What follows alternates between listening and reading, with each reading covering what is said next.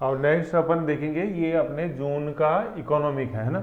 सबसे पहले न्यूज़ है बीएसई, बॉम्बे स्टॉक एक्सचेंज है, ठीक है। अपने ये एशिया का सबसे पुराना स्टॉक एक्सचेंज है, 1875 लिख लो। इसके अंदर 1875 में स्थापना है और इसके जो वर्तमान में अध्यक्ष हैं वो सुभाषीष हैं, सुभाषीष चौधरी, ठीक है ना। सुभाषीष चौधरी वर्तमान में इसके अध्यक्ष हैं 1875 में। 1857 नहीं है, 1857 के अंक अपन ने उल्टे कर दिए तो ये अपने सुभाषीष चौधरी बन गया, ठीक ठीक है ना। सुभाषीष चौधरी 1875 एशिया का सबसे पुराना स्टॉक एक्सचेंज है। अब देखो इसका क्या एक सेंसेक्स होता है जिसको बीएसई सेंसेक्स बोलते हैं, ठीक है। सेंसेक्स का जो फुल फॉर्म है ये सेंसिटिविटी इंडेक्स, सेंसिटिविटी SENS तो सेंसिटिविटी है, और EX जो है ये है इंडेक्स का सेंसिटिविटी इंडेक्स है ना। संवेदी सूचकांक बोलते हैं इसको, ठीक है। संवेदी मतलब सेंसिटिव मतलब संवेदनशील है। थोड़ी सी वजह से ठंड लगी, सर ठंड लगी, थोड़ा सा आउच, ये सेंसिटिव होता है। तो ऐसे सेंसिटिव इंडेक्स है। तो मतलब क्या है, सेंसिटिव इंडेक्स होने का मतलब ये 30 शेयरों का जो प्राइसेस होते हैं उससे संवेदी है, ये उसके सेंसिटिव है।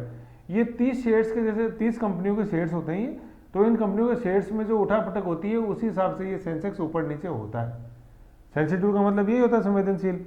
तो क्वेश्चन ये आता है कि बीएसई सेंसेक्स कितने शेयर्स के आधार पे काम करता है, कितनी कंपनियों के शेयर्स हैं ये, तो 30 कंपनियों के शेयर्स हैं। तो जैसे अपन ने पढ़े हुए महारत्न कंपनियां वो उनमें होती हैं, प्राइवेट में जैसे रिलायंस, जियो, ये सब ले लो ऐसे, ठीक है। ये एक बार आप देखना 30 शेयर्स के 30 मतलब 30 कंपनी शेयर्स हैं, ऐसे नहीं कि एक कंपनी के 30 शेयर, 30 कंपनियों के शेयर है। तो एक बार गूगल में देखना भैया 30 कंपनियां कौन कौन सी है, तो याद रखना जरूरी नहीं है, लेकिन क्वेश्चन ये आता है 30 कितने कंपनियों से 30, तो 30 कंपनियों के शेयर्स के जो प्राइस होते हैं उसके ये संवेदी है, उसके ये सेंसिटिव है। तो इस सेंसिटिव, इसलिए इसको बोलते हैं अपन सेंसिटिव इंडेक्स। सेंसिटिव का SENS ले लिया, इंडेक्स का EX ले लिया, तो ये बन गया BSE सेंसेक्स ऐसे, ठीक है। तो ये क्वेश्चन आता है 30 का। फिर एक होता है निफ्टी 50। तो निफ्टी ये नेशनल स्टॉक एक्सचेंज है अपना एक अलग, जैसे बॉम्बे स्टॉक एक्सचेंज है अपने दलाल स्ट्रीट बॉम्बे में इसका हेडक्वार्टर है, दलाल स्ट्रीट बॉम्बे, ठीक है। ऐसी एक है नेशनल स्टॉक एक्सचेंज, उसका इंडेक्स है, उसको अपन बोलते हैं निफ्टी 50। तो निफ्टी तो है ये नेशनल स्टॉक एक्सचेंज का, 50 मतलब ये 50 शेयर्स, 50 मतलब 50 कंपनियों के शेयर्स के सेंसिटिव है ये, तो इसको इसलिए बोलते हैं निफ्टी 50। और BSE 30 है ना, ये BSE का एक इंडेक्स है BSE 30। निफ्टी में निफ्टी 50 है, निफ्टी 25 भी है ना, ऐसे सबसे इंपॉर्टेंट है ये BSE 30। IPO होता है इनिशियल पब्लिक ऑफर। जैसे मान लो आपने नई नई कंपनी खोली है, ठीक है, अल्फा गामा जैसे आपने खोली है, अल्फा गामा टेक्नोलॉजी। अब पब्लिक से आपको पैसे लेने हैं, तो आप सबसे पहले अपना एक लॉन्च करते हो कि मैं इतने शेयर्स लॉन्च करूंगा, सबसे पहली बार आ रहे हो मार्केट में, तो उसको बोलते हैं इनिशियल पब्लिक ऑफर। तो आपने सबसे पहली बार पब्लिक ऑफर दिया कि आओ मेरे शेयर्स खरीदो, मेरे लाभ का हिस्सा बनो, इन्वेस्ट करो, फिर कल को मैं लाभ करूँगा तो मैं आपको दूंगा। अभी पब्लिक पूंजी लगाएगी, फिर कल को जब मेरे लाभ बनने लगा तो पब्लिक को रिटर्न दूंगा। तो जो रिटर्न मिलता है उसको डिविडेंड बोलते हैं अपन, है जैसे अपन डेमोग्राफिक डिविडेंड RBI ने दिया गवर्नमेंट को डिविडेंड सबसे ज़्यादा इस बार। फिर अपन जैसे देखते हैं इनिशियल पब्लिक मतलब 2023 का सबसे बड़ा IPO कौन सा है, मैनकाइंड फार्मा, है ना। ये अपने फार्मा की बड़ी कंपनियों में से एक है। सबसे इंपॉर्टेंट तो अपने Pfizer, PFIZER, ये सबसे बड़ी फार्मा है। दूसरी अपने सन फार्मा, तीसरी अपने सिप्ला, ठीक है। और फिर ये एक अपने है मैनकाइंड ऐसे, ये कंपनियां हैं। सबसे इंपॉर्टेंट Pfizer है, ठीक है, फाइजर बोल देते हैं तो P साइलेंट रहता है, फाइजर, सन, सिप्ला, मैनकाइंड। जैसे कोई भी आप दवाई खरीदो तो उसके ऊपर इन कंपनी का नाम लिखा रहता है, ठीक है। पैरासीटामोल, एस्प्रिन जो वो तो API है, एक्टिव फार्मा इंग्रेडिएंट्स, बताया था, chemical and biological components generic दवाइयों में, जो उस दवाई को वो दवाई बनाते हैं जिसके लिए काम करती है, ठीक है। अगस्त वाले दर्पण में था ये API, ठीक है। तो ये मैनकाइंड ये हुआ। फिर दूसरा जो था इस बार IPO वो टाटा कंसल्टेंसी का था, 3043 करोड़ का टाटा कंसल्टेंसी। ये भारत की सबसे बड़ी सॉफ्टवेयर निर्यातक कंपनी है, मतलब सॉफ्टवेयर बनाने में भी सबसे बड़ी है और एक्सपोर्ट भी सबसे ज़्यादा यही करती है। देखो इंडिया के जो गुड्स एक्सपोर्ट है वो तो अपने मतलब नकारात्मक है ट्रेड, और जबकि सर्विस अपने फेवर में रहता है। सर्विस एक्सपोर्ट्स बहुत फेवरेबल है इंडिया के। तो सर्विस के अंदर सब ज़्यादा जो एक्सपोर्ट करते हैं अपन वो सॉफ्टवेयर इंडस्ट्री का। चाइना जाना जाता है हार्डवेयर इंडस्ट्री के लिए, इंडिया जाना जाता है अपनी सॉफ्टवेयर इंडस्ट्री के लिए। खिलौना का हार्डवेयर चाइना बनाएगा, उसका सॉफ्टवेयर इंडिया डालेगा। टाटा कंसल्टेंसी के बाद जो सेकंड नंबर पे आता है वो इन्फोसिस, ठीक है, देन आता है विप्रो, ठीक है, देन आता है अपने HCL, ये सॉफ्टवेयर निर्माता और निर्यातक है। टाटा कंसल्टेंसी सबसे बड़ा, TCS बोलते हैं टाटा कंसल्टेंसी सर्विसेज। नेक्स्ट देते हैं पर FPI, जबरदस्त वापसी 2 लाख करोड़ की इसके अंदर हुई है, इन्वेस्टमेंट हुआ है। FPI को बोलते हैं फॉरेन पोर्टफोलियो इन्वेस्टमेंट। ये डायग्राम मैंने अगस्त में भी बनाया, अच्छे से समझाया था। ये है फॉरेन इन्वेस्टमेंट, इसके 2 रूप होते हैं, एक तो होता है FDI फॉरेन डायरेक्ट इन्वेस्टमेंट, एक होता है FPI फॉरेन पोर्टफोलियो इन्वेस्टमेंट, जो कि शेयर्स में।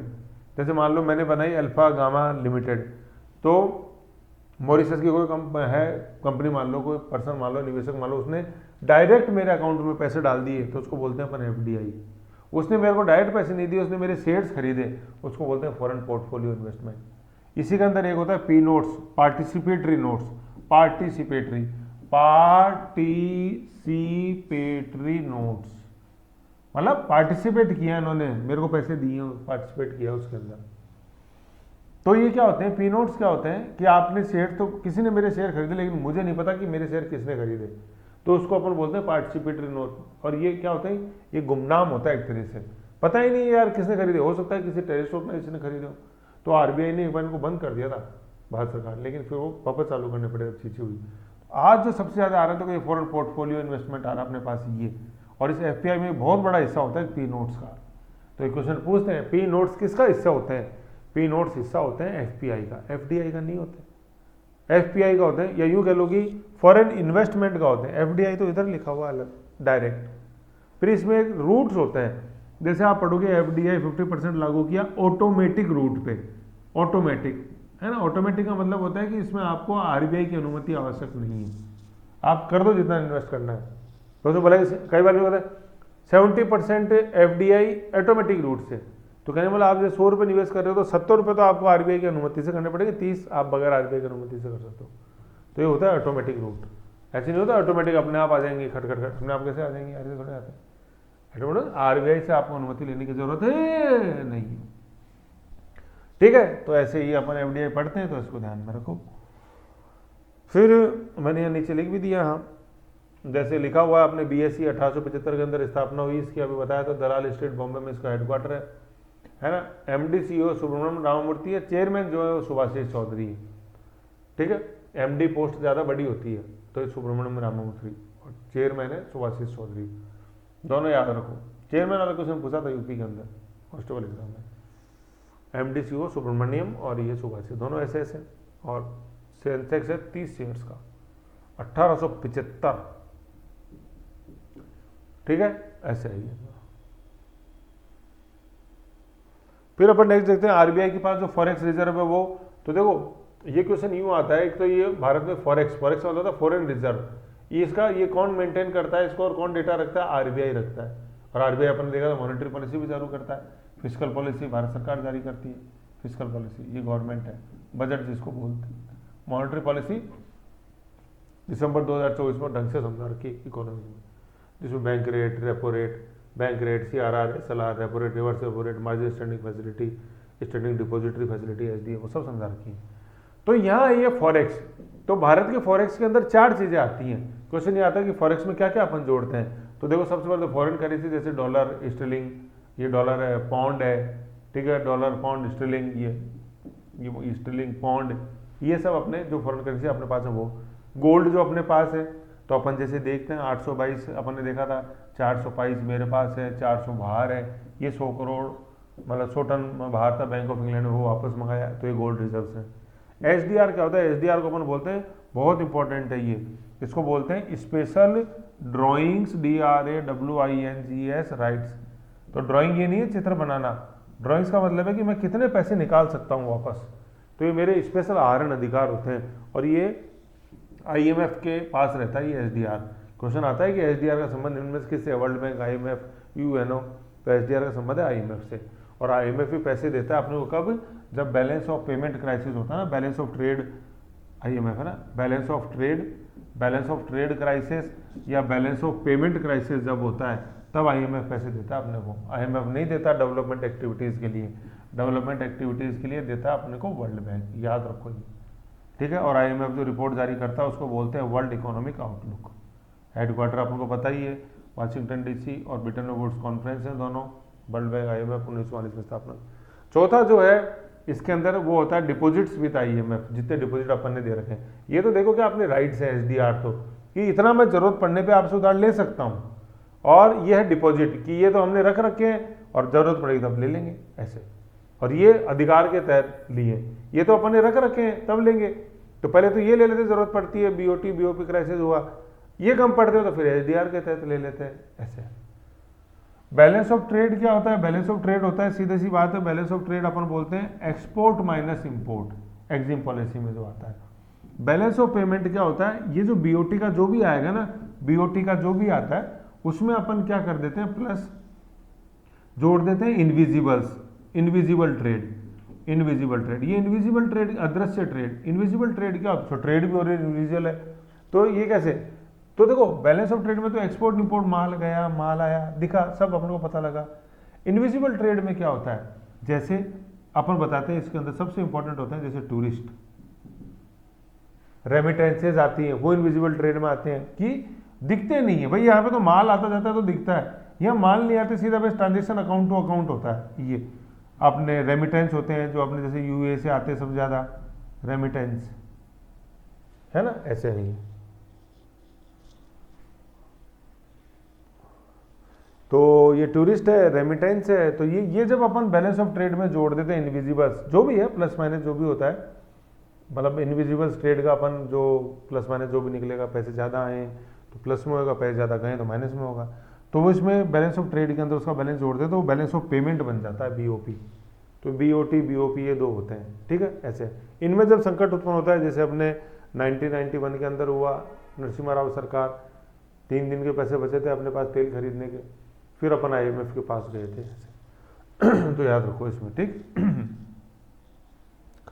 फिर अपन आते हैं फिर नेक्स्ट न्यूज़ अपन क्या देखते हैं, अपन एक न्यूज़ ये देखते हैं कि भारत के रक्षा निर्यात, तो देखो एक्सपोर्ट, अब भारत के रक्षा निर्यात धीरे धीरे बढ़ रहे हैं, 32% की वृद्धि हुई, तो धीरे धीरे अपन इसमें आत्मनिर्भर बन रहे हैं। मैंने बताया कई बार आपको, चमत्कारी लक्ष्य देखो ये है, भारत आयातक से निर्यातक बन गया तो अपन आत्मनिर्भर बन गए, ठीक है। पहले तो जो मैं इंपोर्ट कर रहा था उनको धीरे धीरे रोक रहा हूँ और अब मैं एक्सपोर्ट कर रहा हूँ।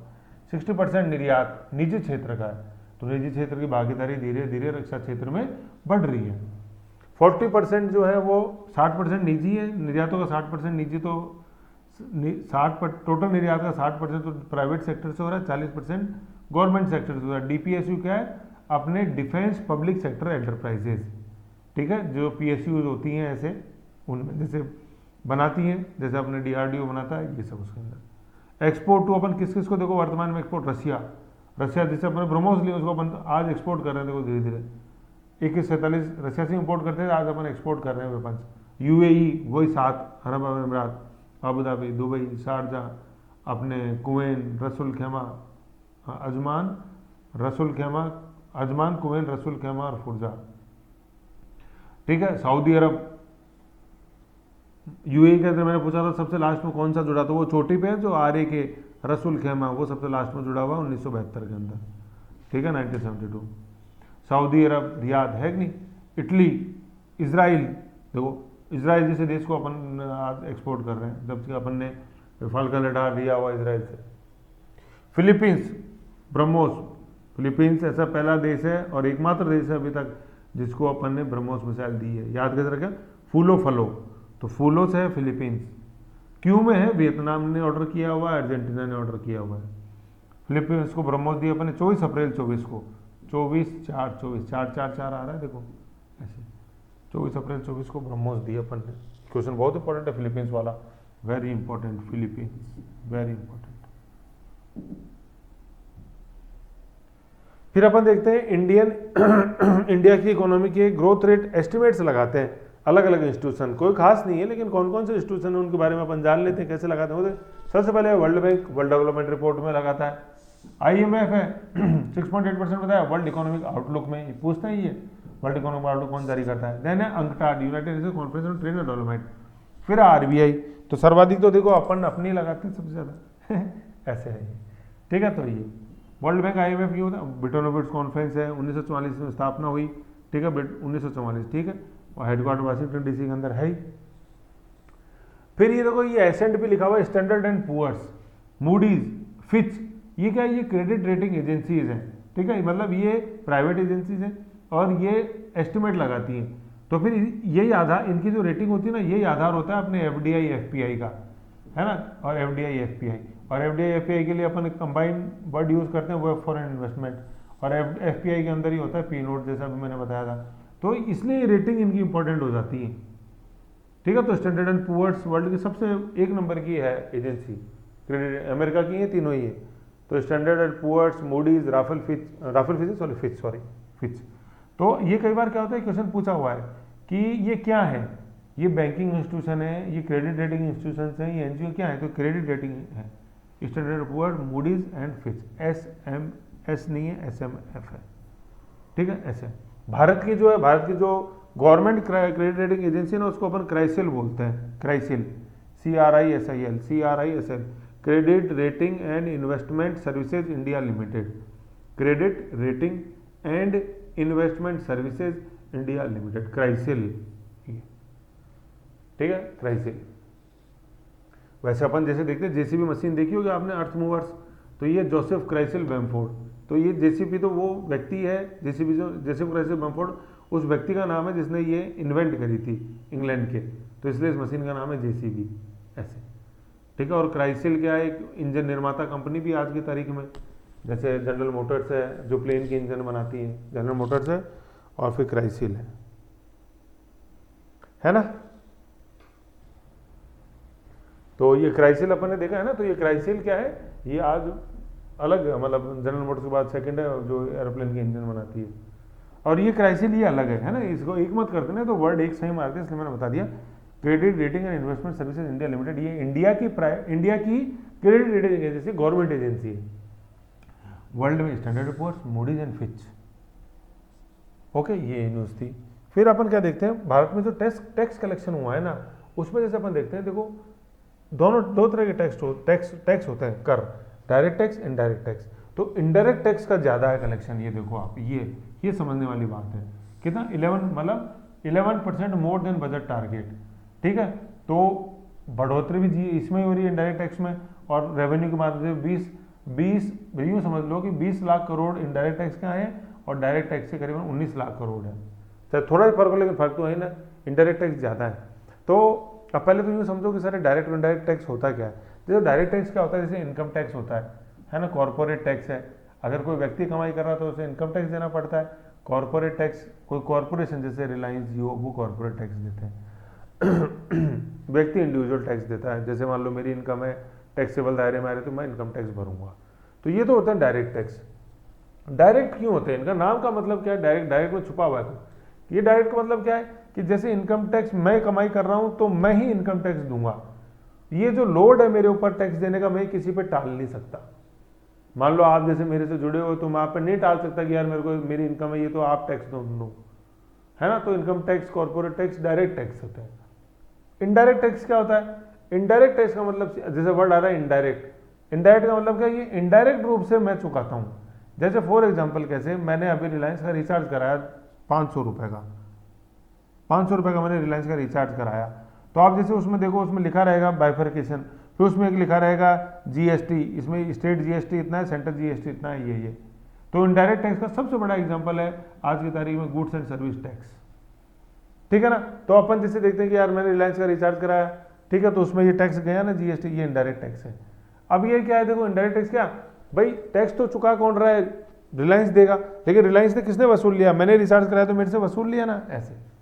फिर जैसे मान लो आप मेरे से जुड़े हो, ठीक है, मैंने आपसे फीस मांगी, फीस में मैंने उसमें लिखा हुआ है कि भाई 18% GST, तो ये GST इनडायरेक्ट टैक्स अब चुकाऊंगा मैं, ठीक है, नो डाउट मैं चुकाऊंगा, लेकिन मैंने वो आपसे वसूल लिया, फीस के अंदर जोड़ दिया, तो ऐसे, ठीक है। तो आज गुड्स एंड सर्विस टैक्स से पहले अलग अलग होते थे, गुड्स टैक्स अलग होता था, उसमें सेल टैक्स होता था, सर्विस टैक्स अलग होता था, आज यूनिफाइड एक टैक्स है अपने पास, GST, ठीक है, ऐसे।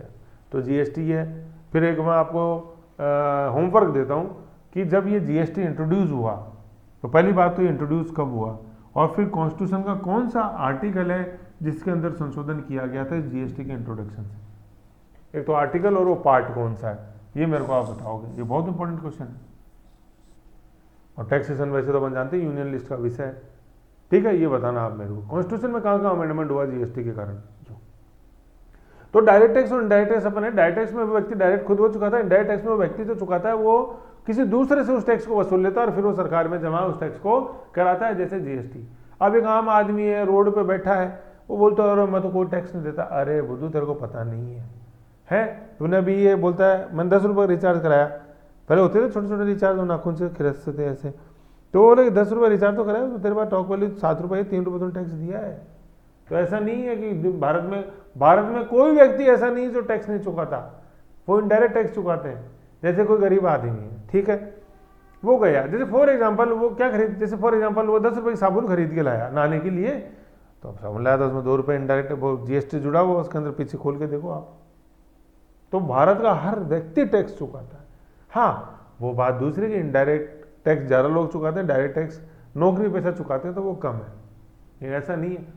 पेट्रोल भराया है कि नहीं, तो पेट्रोल में वो लगा हुआ जीएसटी, कुछ राज्यों के अंदर फ्री है लेकिन कर रखा है ऐसे ऐसे, ठीक है।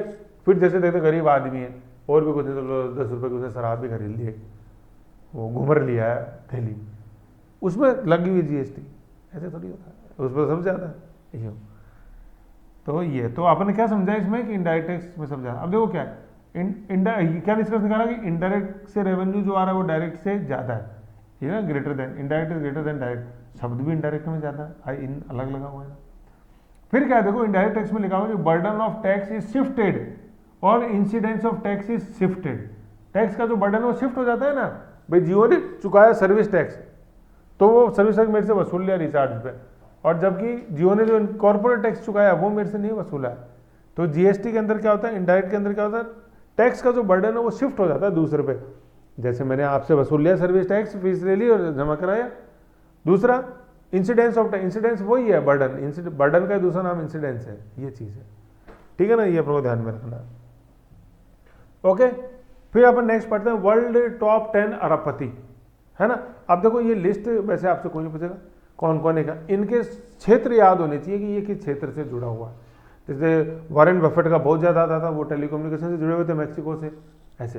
तो अपन आज देखते हैं सबसे इंपॉर्टेंट, देखो बिल गेट्स, आप पहले कभी इस लिस्ट में बिल गेट्स चलता रहता था फर्स्ट नंबर पे, आज 7वें नंबर पे आगे देखो ऐसे, तो समय बदलता है जी ऐसे, ठीक है। अब अपन देखते हैं इसको, इसमें बता रहा था आपको क्षेत्र याद होने चाहिए। सबसे पहले अपन देखते हैं बर्नार्ड एर्नाल्ड, एर्नाल्ड दोनों आते हैं, बर्नार्ड याद रख लो आप, तो फ्रांस के हैं, और LVMH ये फैशन एंड कॉस्मेटिक्स से जुड़े हुए हैं। जैसे गुची ब्रांड बताया था वो इन्हीं से जुड़ी हुई है, ब्रांडिंग से, cosmetics fashion branding, Bernard Arnault, ठीक है, बर्नार्ड याद रख लो। दूसरा है Elon Musk, Tesla, SpaceX. भाई टेस्ला तो क्या है, बैटरीज बनाती हैं, स्पेस एक्स प्राइवेट एजेंसी है ही, और ट्विटर को इन्होंने एक्स नाम दे दिया, एक्स ज़्यादा है इनके। फिर है जेफ बेजोस, है ना, अमेजोन के संस्थापक हैं। और अपन ने देखा था अंतरिक्ष पर्यटन जो अपन ने हुए, वो थोड़ा कुटा तो था, वो ब्लू स्टार ओरिजन, तो ये अमेजोन की स्पॉन्सर कंपनी है वो। फिर है लेरी एलियन, ये ऑरेकल, है ना, ये लेरी एलियन जो, ये ऑरेकल बहुत इंपॉर्टेंट है, ठीक है। ये ऑरेकल क्या है, ये एक DBMS है, डेटाबेस मैनेजमेंट सिस्टम, ठीक है। ये डेटा स्टोर करते हैं, मतलब जैसे मैंने बताया कि टेबल बनाओ, है ना, उसके अंदर व्यक्ति का नाम हो, उसका फ़ोन नंबर हो, उसका एड्रेस हो, उसने कितनी परचेजिंग करी, ये सारा, ठीक है। तो डेटाबेस में जैसे अमेजोन से आपने किया, ऑर्डर किया, तो उसमें सारा आपने फ़ोन नंबर, सारी डिटेल डाली, मैंने क्या ऑर्डर किया वो, तो ऐसे टेबल्स बनती हैं, यूँ ऐसे बनाते हैं जैसे अपन टेबल बनाते हैं। तो कंप्यूटर में जैसे डेटा स्टोर करने के लिए जो टेबुलेशन बनती है, उस टेबल, उस पूरे सिस्टम, उस सॉफ्टवेयर को बोलते हैं डेटाबेस मैनेजमेंट सिस्टम। तो आज पूरे वर्ल्ड में जो 1 नंबर का डेटाबेस है उसको वो ऑरेकल कंपनी बनाती है ना। ये, और फिर इससे जब डेटा वेटा लेना होता है तो ये SQL लैंग्वेज काम में आती है, स्ट्रक्चर्ड क्वेरी लैंग्वेज, ये दोनों क्वेश्चन आए हुए एग्जाम में बहुत ज़्यादा आते हैं, ठीक है। ये जो अपन देखते हैं, विंडोज़ देखते हैं, एंड्रॉयड देखते हैं, ये ऑपरेटिंग सिस्टम है, OS, मशीन से जो यूज़र इंटरफेस अपन काम करते हैं, कंप्यूटर पर आप काम करके तो बूट होता है, तो विंडोज़ उसमें लोड होती है। फ़ोन को काम करके अपन रिस्टार्ट करेंगे तो एंड्रॉयड उसके अंदर लोड होता है, तो वो ऑपरेटिंग सिस्टम है। ठीक है ये। फिर अपन जैसे क्रोम है, मोजिला है, फायरफॉक्स है, इंटरनेट एक्सप्लोरर का नया वर्जन जिसको एज बोलते हैं अपन, वो है, सफारी है। ठीक है, ये सब क्या है, ये ब्राउजर्स हैं। ब्राउजर मतलब अपन जो ब्राउज करते हैं इंटरनेट को, तो उसके लिए पहले जैसे या तो क्रोम खोलोगे, मोजिला खोलोगे, फायरफॉक्स खोलोगे या एज खोलोगे। ये माइक्रोसॉफ्ट का नया वर्जन है, क्वेश्चन आया था माइक्रोसॉफ्ट का जो नया वर्जन है उसको क्या बोलते हैं, वो माइक्रोसॉफ्ट एज है, EDGE। ठीक है, फिर ये सफारी है, मोबाइल के अंदर ज़्यादातर सफारी आता है। ठीक है, ये हुए। तो ये सब ब्राउजर्स हैं। ये क्वेश्चन आते हैं, ऑपरेटिंग सिस्टम कौन सा है, वेल नोन ब्राउजर्स कौन से हैं, ये है। SQL क्या है, स्ट्रक्चर्ड क्वेरी लैंग्वेज।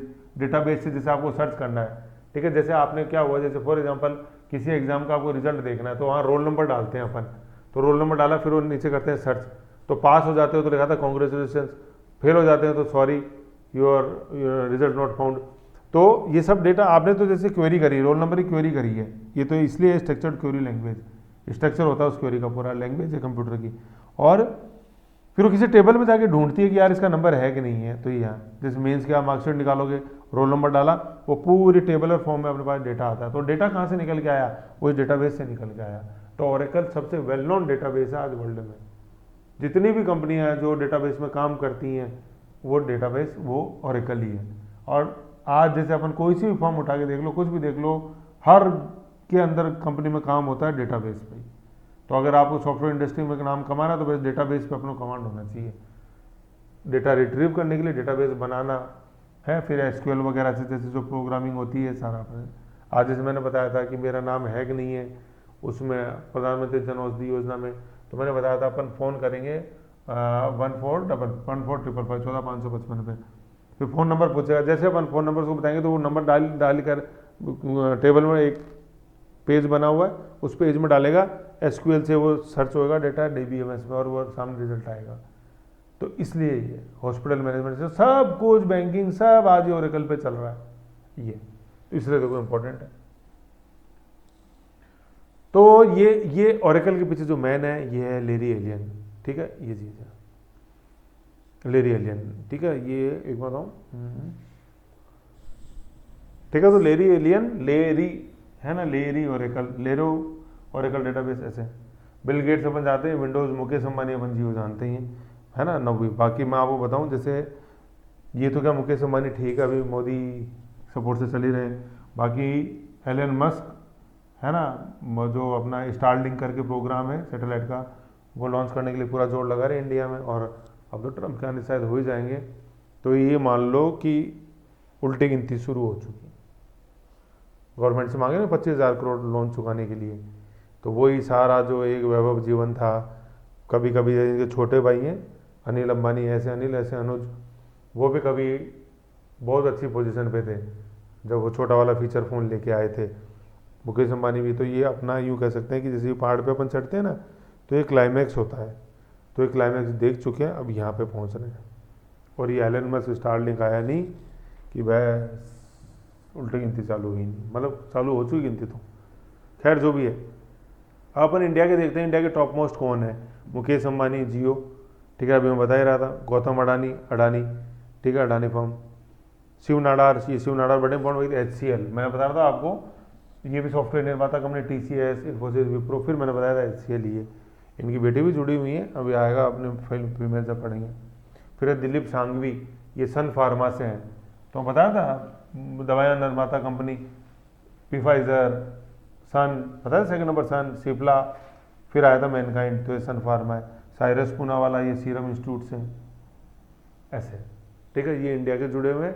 तो आपको नाम पता होना चाहिए कौन से कहाँ से जुड़े हुए हैं। महिलाओं की लिस्ट आएगी, वो ज़्यादा इंपॉर्टेंट है, उसको भी देखेंगे। तो ये अपना एंड हुआ जून की इकोनॉमिक का।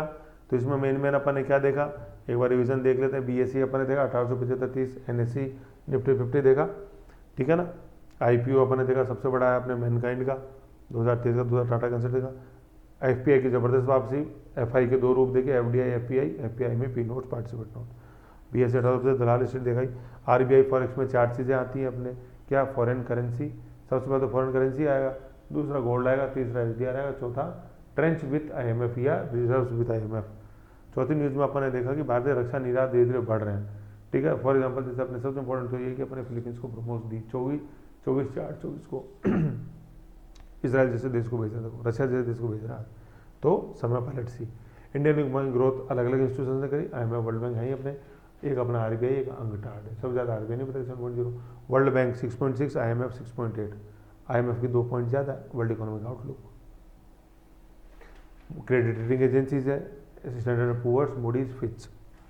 टैक्स कलेक्शन जो है तो अपन देखते हैं इनडायरेक्ट टैक्स कलेक्शन ज़्यादा है, ये क्वेश्चन आता है देखो, टैक्स कलेक्शन के लेकर संदर्भ में कौन सा कथन सही है, डायरेक्ट ज़्यादा, इनडायरेक्ट ज़्यादा, इनडायरेक्ट ज़्यादा, क्योंकि इनडायरेक्ट में अंक भी ज़्यादा है तरह, ठीक है। ये है। फिर अपने टॉप अरबपति देखे बर्नार्ड शाह अपने फैशन से रिलेटेड, फ्रांस, एलन मस्क हैं, जेफ बेजोस अमेजन है, लेरी एलियन ओरेकल, DBMS से SQL इसकी लैंग्वेज होती है, Bill Gates, Mukesh Ambani. India के अंदर मुकेश अंबानी, गौतम अडानी, आप कॉमन सेंस लगाओ ना, तो कौन कौन होंगे, मुकेश अंबानी हो गए, गौतम अडानी हो गए, शिव नाडार हो गए अपने, ठीक है। देन दिलीप सांघवी हैं, सन फार्मा वाले, सीरम इंस्टीट्यूट के अपने साइरस पुणे वाला है, ये भी पर्सियन है, साइरस मिस्त्री, बड़ा नाम, टाटा, जमशेदजी टाटा, फिर दादाभाई, रतन टाटा, फिर JRD टाटा, रतन टाटा नीचे, तो रतन टाटा ने साइरस मिस्त्री को सौंपी थी, तो साइरस मिस्त्री वो भी ईरानियन, साइरस पुणे वाला ये भी ईरानियन, ठीक है ना ऐसे। तो साइरस पुणे वाला याद रखो अपने सीरम इंस्टीट्यूट। कोविशील्ड जिसने बनाई ना, कोविशील्ड जो थी, कोविशील्ड जो सबसे ज़्यादा इंडिया में लगी, 98% वैक्सीन कोविशील्ड ही लगी है, ठीक है ना, जिसके साइड इफेक्ट बताती है गवर्नमेंट, कोविशील्ड, ठीक है। कोविशील्ड ये इसी यहीं से बनी हुई थी, कोवैक्सीन गवर्नमेंट की बनी हुई थी, अपनी कोविशील्ड ये थी, ठीक है, साइरस पुणे वाला। ऐसे करके ये इकोनॉमिक था। अब ऐसे करके ये जो उनका पूरा हुआ, अब अपन नेक्स्ट देखेंगे मई वही नेशनल इंटरनेशनल इकोनॉमिक, डिवीजन करते रहो, ओके।